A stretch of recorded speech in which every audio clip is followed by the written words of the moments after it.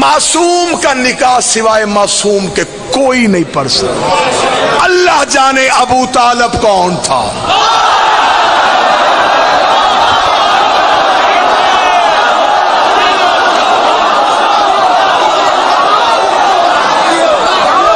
جس نے میرے مصطفیٰ کے ہوتے ہوئے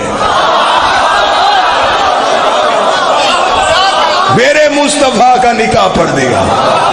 سنی کتاب تاریخ طبری، سیرت ہشام، سیرت حلبیہ، امام ابو طالب، 7 چھوٹی کتابیں زیادہ۔ ابو طالب نے نبی کے خطبہ نکاح کے موقع پر الحمدللہ الذی جعلنا من ذریۃ ابراہیم ونسل اسماعیل واحکاما للناس وجبنا الصفا وجبنا المروہ وختم النبیین من راسہ وہذا اخی محمد ابن عبداللہ وہذا شرفا ونبلا وفضلا کثیرا وہذا خدیجۃ المعظمہ محترمہ مکرمہ وحق مہر بن مالی۔ ابو طالب نے پورے خاندان کے درمیان تعریف اس اللہ کی جس نے ہمیں ابراہیم کی ذریت میں رکھا، جس نے ہمیں نسل اسماعیل بنایا، جس نے ہمارے سروں پہ تاج نبوت کو سجایا۔ یہ میرے بڑے بھائی عبداللہ کا بیٹا محمد ہے، پورے عرب میں اس سے شریف کوئی نہیں، پورے عرب میں اس کی فضیلت کا ثانی کوئی نہیں۔ میں اسے ساتھ لے کے تمہارے قبیلے کی باعزت معظمہ مستور خدیجہ سے اس کا نکاح پڑھنے کے لیے آیا۔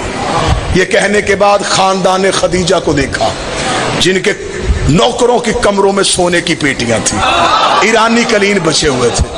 ابو طالب اٹھے، اپنی حل عطا والی چادر کو اپنے سانوں پہ لیا اور لے کے کہنے لگے اے خاندان خدیجہ، حق مہر تم بتاؤ، رقم میں دیتا ہوں۔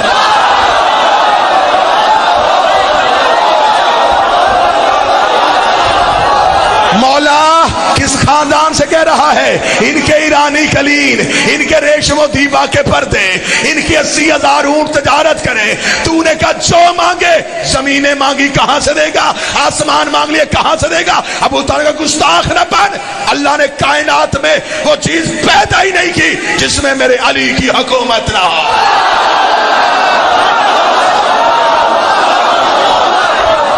جو مانگے میں دوں۔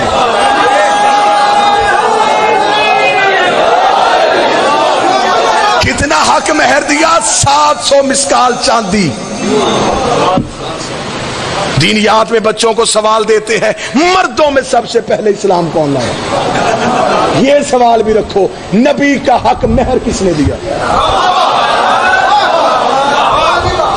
صحیح بخاری کا حوالہ 700 مسکال چاندی۔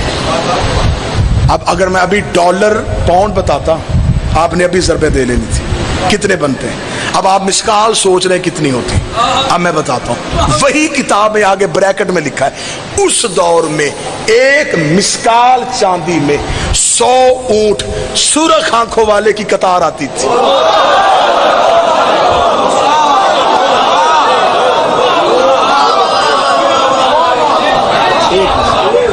ابو طالب دیا 700، عربوں کو ابھی تک 100 اونٹ نہیں ملا۔